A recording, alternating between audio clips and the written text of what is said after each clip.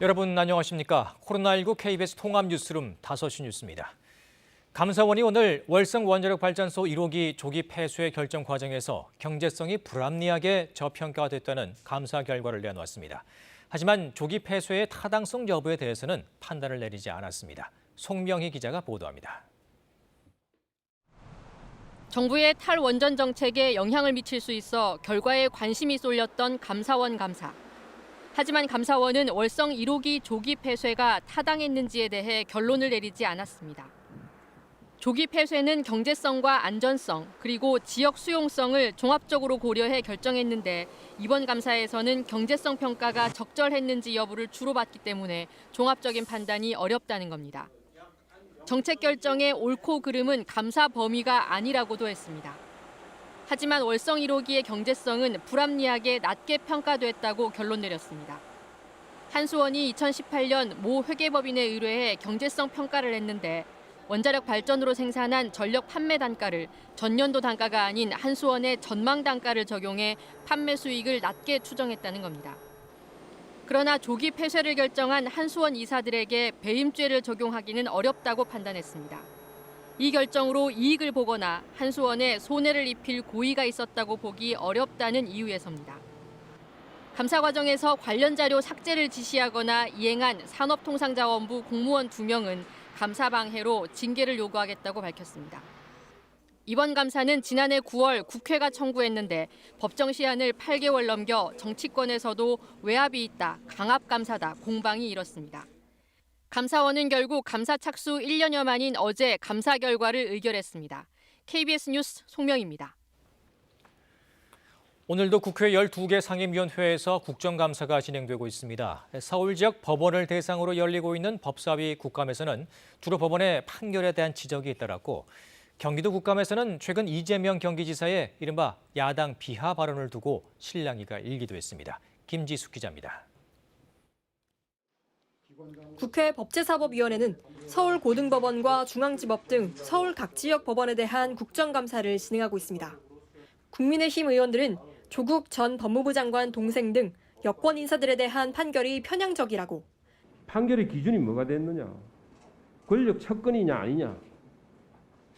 자기 편이냐 아니냐가 재판의 기준이 돼요. 민주당 의원들은 야권 인사들에 대해 압수수색 영장을 기각하는 등 관대한 결정을 내린다고 각각 지적했습니다. 그렇게 엄격했던 법원이 나경원 전 의원에겐 지나칠 정도로 관대한데요. 그 나전 의원 관련 청구된 영장 통째로 기각됐죠. 근로복지공단 등을 대상으로 하는 환노위 국정감사에선 택배를 비롯한 배달 노동자의 산업재해 문제가 주요 쟁점이 됐습니다. 최근 숨진 택배 노동자 고 김원종 씨의 산재보험 적용제외 각서 대필과 관련해선 전수조사 주장도 나왔습니다. 산재보험 적용제외 관행은 배달 대행앱 같은 플랫폼 노동자의 산재보험 가입률이 낮은 이유로도 꼽혔습니다. 국회 국토위의 서울시 국감에선 서울시의 주택공급 대책과 교통방송 TBS 라디오 프로그램 김어준의 뉴스공장의 공정성 문제가 거론됐습니다. 이재명 경기지사가 출석한 경기도 국감에선 이 지사가 국민의힘을 국민의 짐으로 칭한 데 대한 항의가 이어졌습니다. 감사 중단까지 요청하자 이 지사는 듣는 입장에서 상처받을 수 있다며 유감스럽게 생각한다고 밝혔습니다.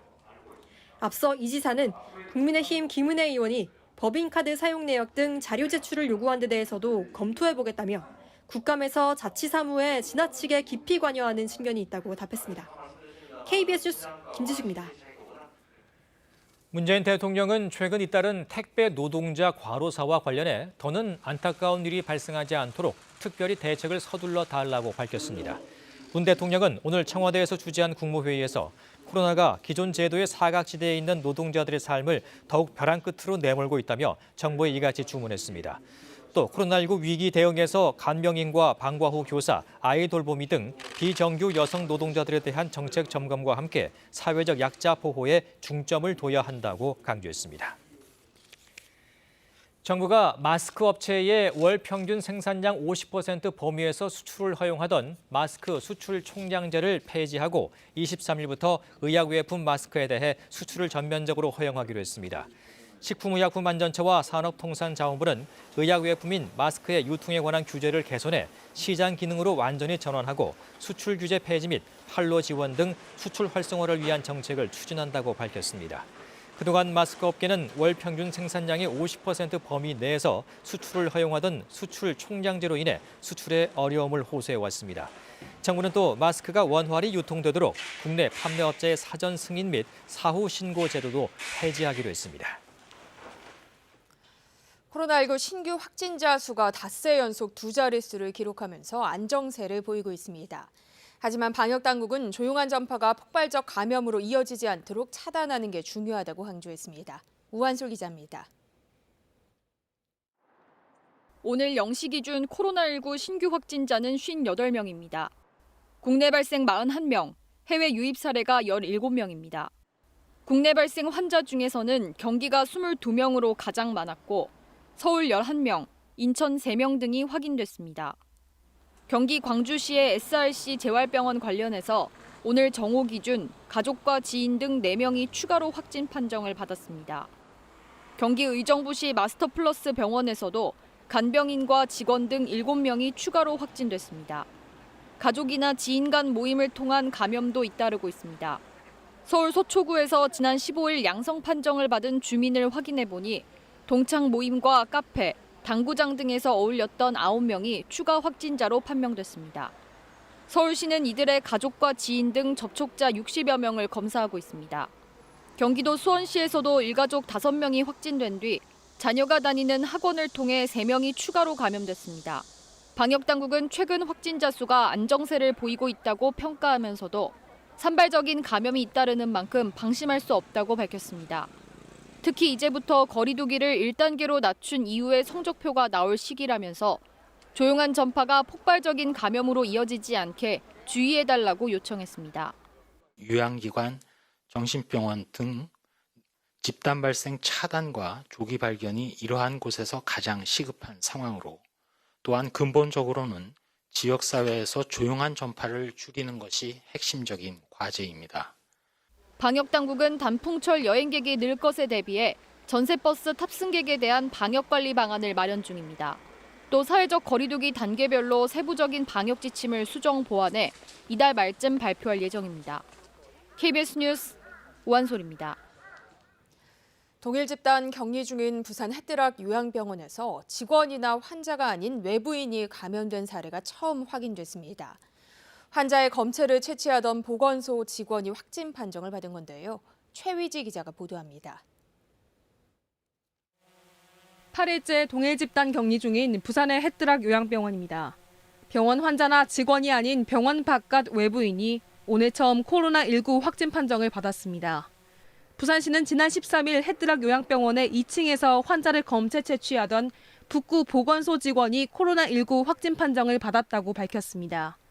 이 보건소 직원은 치매 환자들을 대상으로 진단검사를 하던 도중 보호복이 손상됐고 지난 17일 증상이 나타났습니다.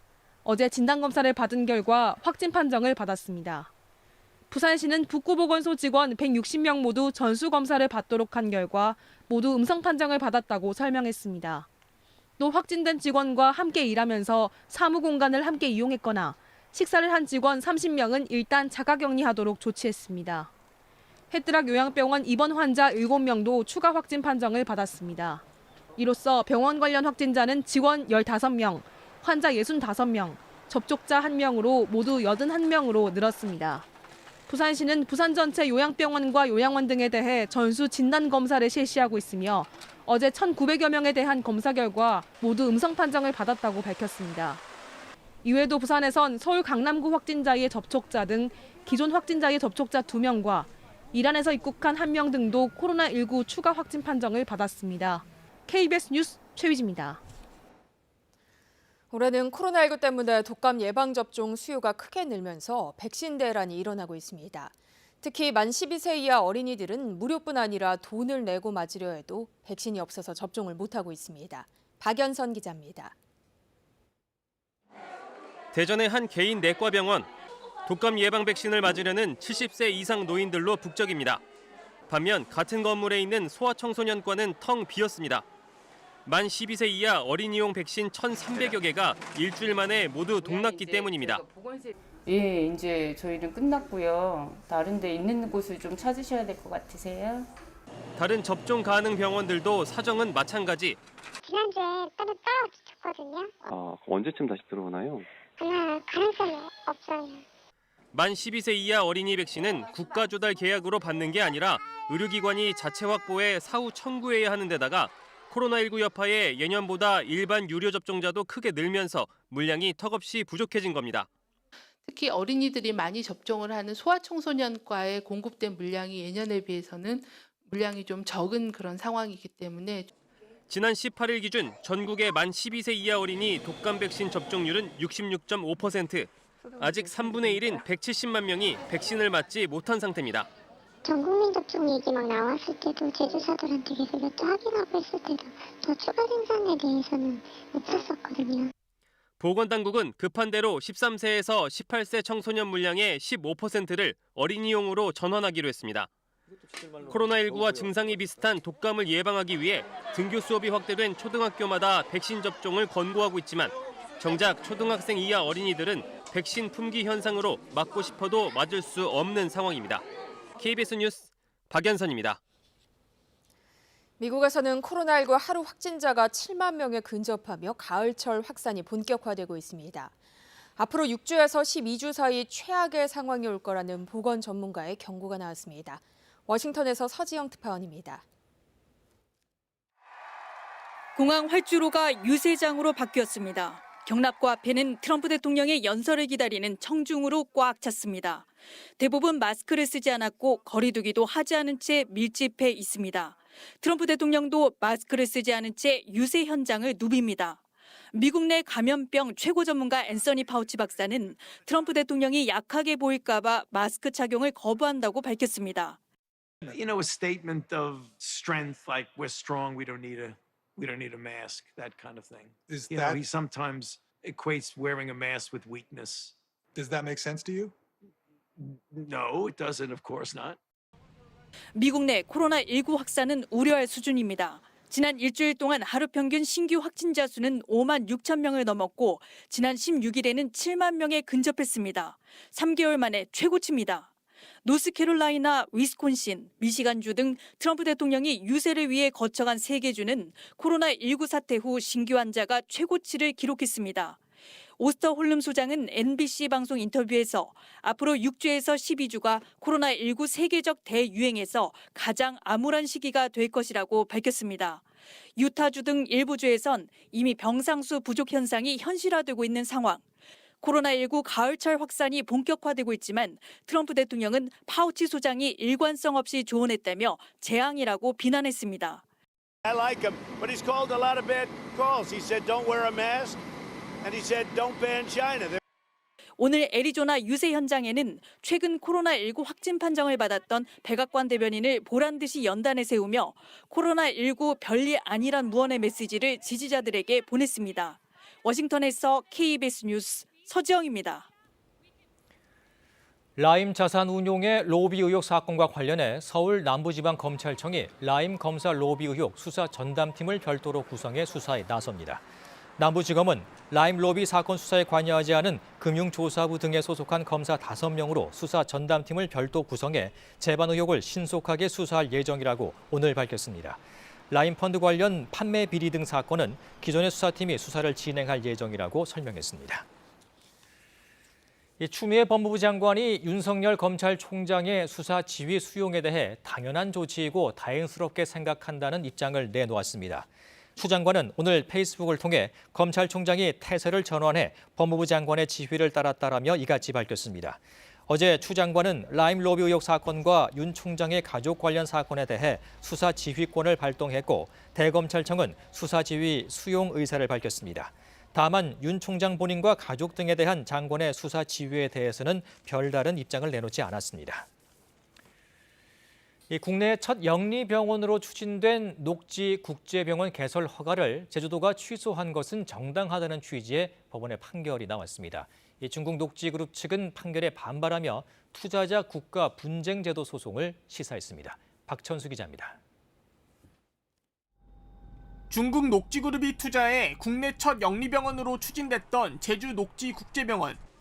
1심 재판부는 녹지병원 사업자가 제주도를 상대로 제기한 개설 허가 취소 처분 소송에서 녹지병원의 개설 허가를 취소한 제주도의 손을 들어줬습니다.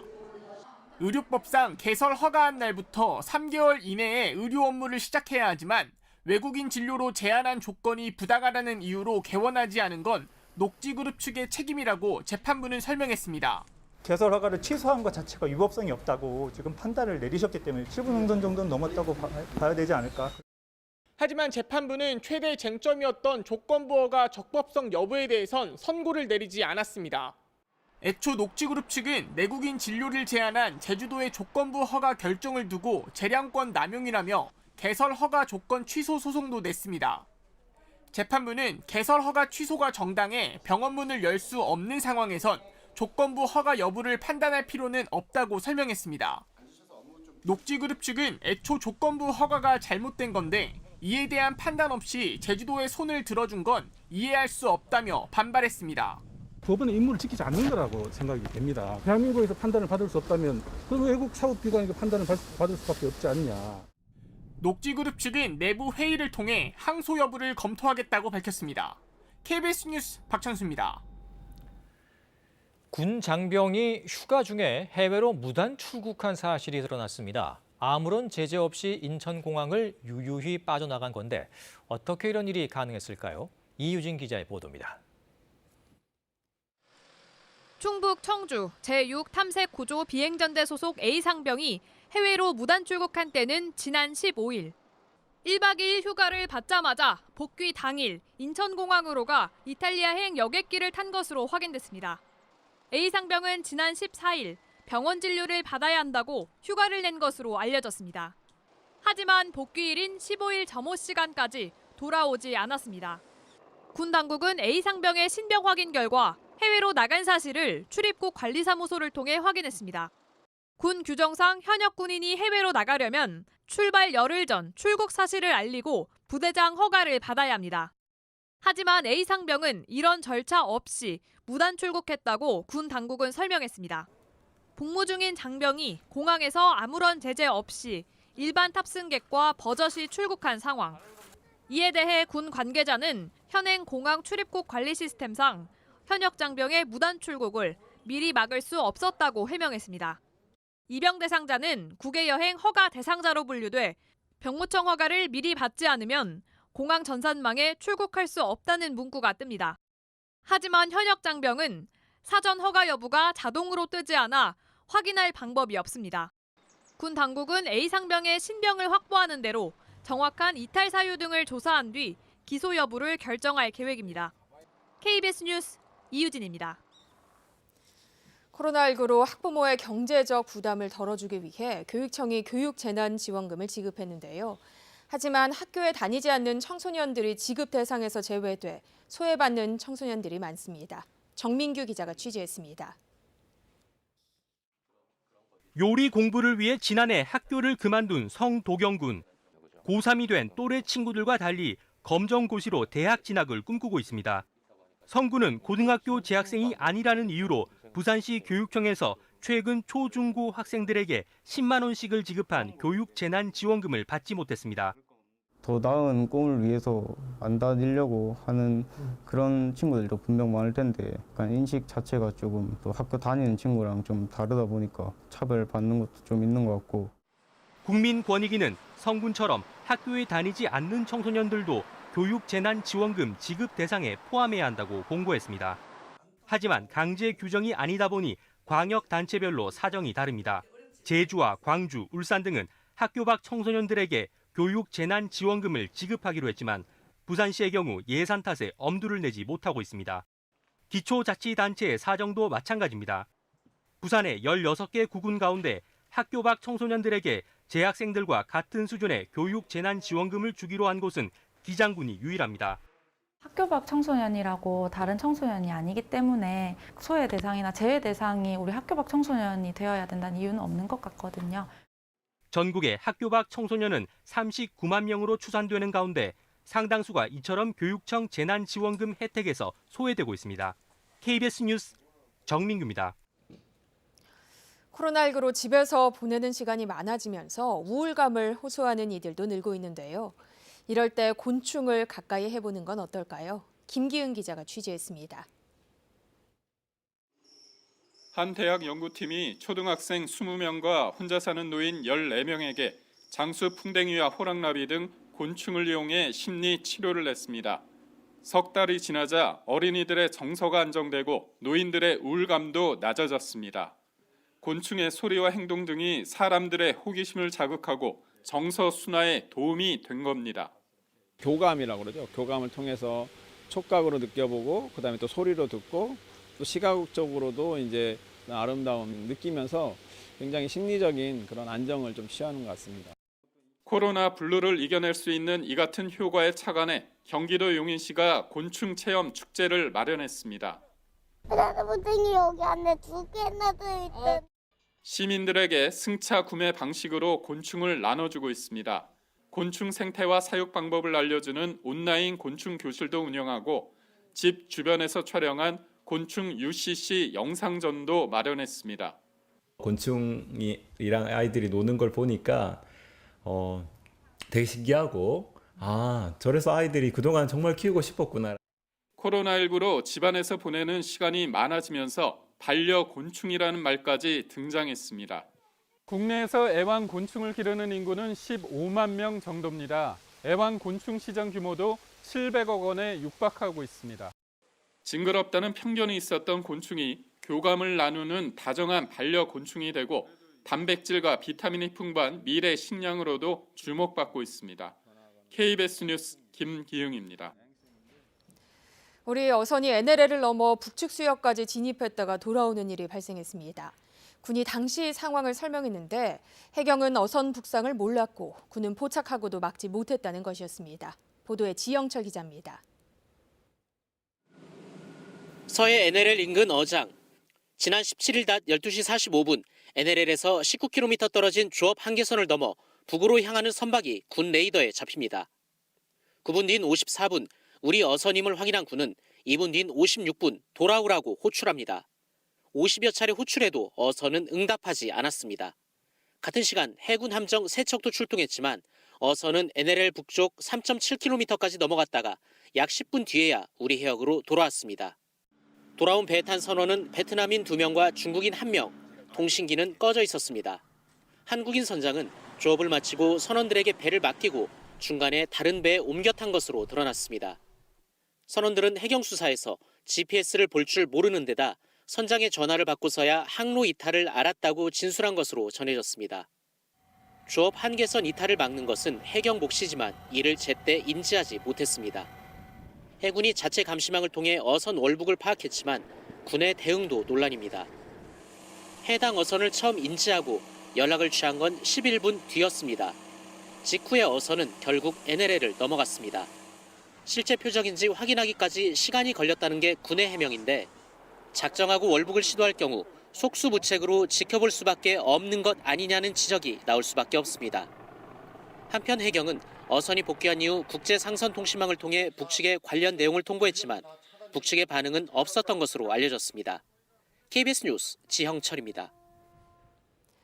이어서 오늘의 주식 시황을 KB증권에서 전해드립니다.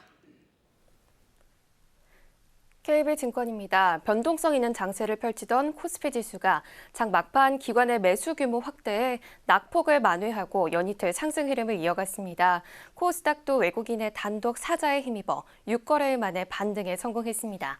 오늘 코스피 지수는 11.67포인트 상승한 2358.41에 코스닥은 2.4포인트 오른 824.65에 마감됐습니다. 코로나19의 글로벌 확산세가 지속되는 가운데 미국의 추가 경기 부양책 협상 시한을 하루 앞두고 시장은 변동성을 키우는 모습이었습니다. 장중 2320선까지 밀려나기도 했던 코스피는 외국인과 기관의 동반 매수로 2350선에 안착하며 장을 마쳤습니다. 현대글로비스가 사업구조 개편에 따른 수혜 기대감에 14% 넘게 급등했고 삼성 SDI가 외국인과 기관 사자로 5% 가까이 상승했습니다. 반면 셀트리온을 포함한 셀트리온 그룹주가 3분기 실적 하회 전망에 나란히 약세였고 코스닥 시장에서는 메디톡스가 식약처의 품목허가 취소 소식에 21% 넘게 급락했습니다. 오늘 원달러 환율은 2원 60전 내린 1139원 40전에 거래를 마쳤습니다. 지금까지 KB증권이었습니다. 어제부터 중부지방에서는 미세먼지 농도가 높게 치솟았습니다. 오늘 낮까지만 해도 옅은 안개에 먼지가 뒤엉키면서 보시는 것처럼 희뿌연 시야가 굉장히 답답하기까지 했는데요. 지금은 대부분 지역에서 미세먼지 농도가 보통 단계를 회복했지만 오늘 밤까지도 수도권과 충청, 전북 지역에서는 미세먼지 농도가 나쁨 단계로 오를 여지가 많습니다. 계속해서 마스크 잘 착용하셔야겠습니다. 내일 오전에는 수도권과 충청 지역에서 미세먼지 농도가 일시적으로 나쁨 단계를 보일 가능성이 있습니다. 또 내일 비가 내리겠습니다. 낮부터 하늘이 흐려지겠고요. 오후부터는 남해안과 남부 내륙에서 비가 시작되겠는데요. 특히 밤부터는 경기 북부, 모레 새벽에는 서울을 비롯한 수도권 지역까지 이 비가 확대되겠습니다. 모레 새벽까지 제주도와 남해안 지역은 최고 40mm, 그 밖에 남부 내륙에서는 5에서 10mm가량의 비가 내리겠습니다. 또 서울을 비롯한 그 밖에 수도권과 강원 영서 북부 지역에서는 5mm 미만의 비가 살짝 지날 것으로 전망됩니다. 내일은 전반적으로 흐린 날씨가 예상됩니다. 새벽부터 아침 사이에는 충청 내륙, 남부 내륙 지역에 안개가 짙게 끼겠습니다. 가시거리가 200m 이하로 짧아질 수 있으니까요. 계속해서 안전운전에 신경을 쓰셔야겠습니다.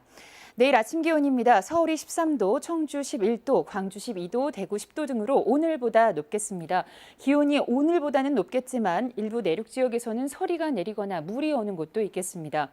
낮 최고 기온은 서울과 청주가 18도, 광주, 대구 19도 등으로 역시 오늘보다 조금 낮겠습니다. 바다의 물결은 전해상에서 잔잔하게 일겠지만 제주 먼바다를 중심으로 최고 3m까지 거세게 일겠습니다. 이 비가 그치고 난 뒤에는 날이 쌀쌀해질 것으로 보입니다. 모레 오후부터 바람이 강하게 불겠는데요. 특히 상강절기 금요일에 맞춰서 기온이 뚝 떨어지겠습니다. 북쪽에서 찬 공기가 내려오면서 아침 기온이 한 자릿수로 다시 내려가겠고요. 올가을 최저 기온을 기록할 가능성도 높아 보입니다. 지금까지 기상정보였습니다.